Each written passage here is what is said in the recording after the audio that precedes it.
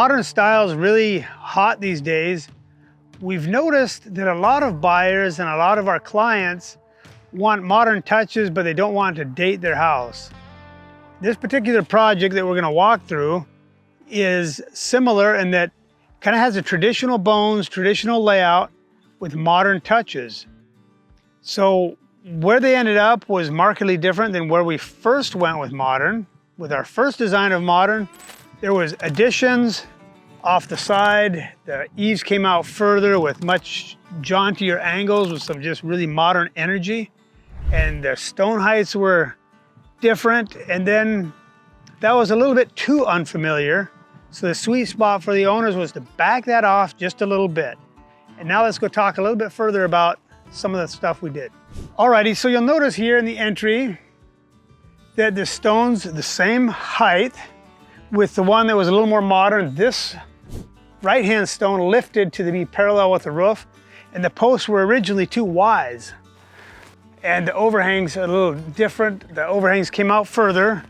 The posts were smaller when they were wide. Now when they got just to a single post, this is a pretty big post. This is a 12 by 12, 13 by 13, something like that. And it doesn't look too big. And that's really critical most of the time in setting post sizes and getting the massing correct so things psychologically feel solid.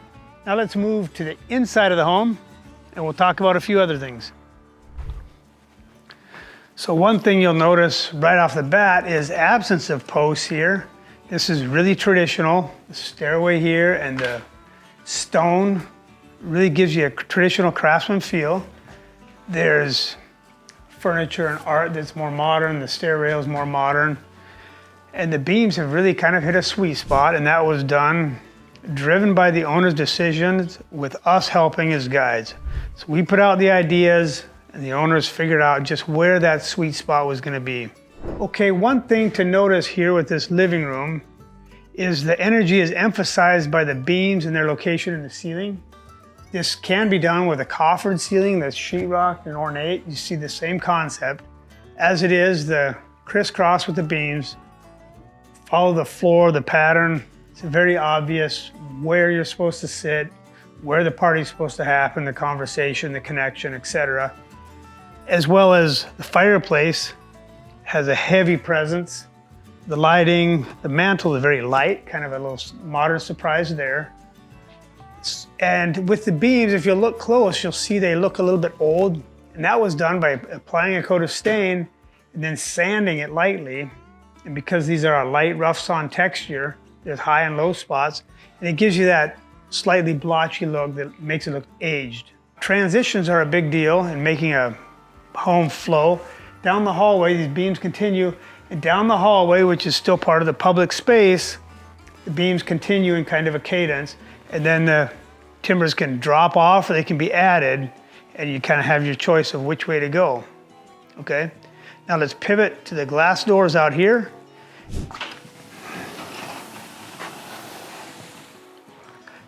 And back here in the patio, you have the exact same experience as you did in the front entry.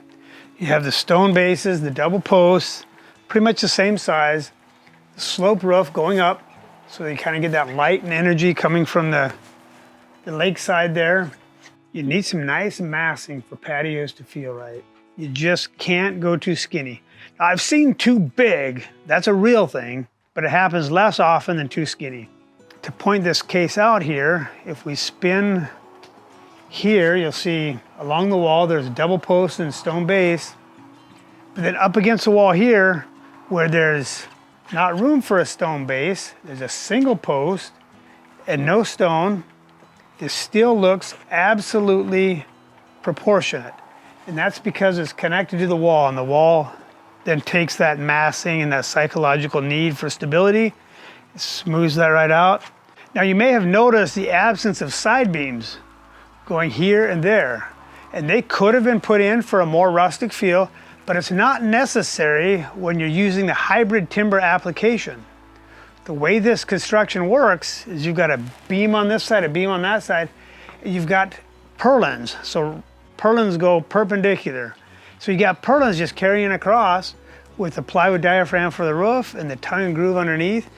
And the construction is simple. With this particular home, the timbers are focused in the public area where the space is enjoyed by all visitors and where most of the time is spent.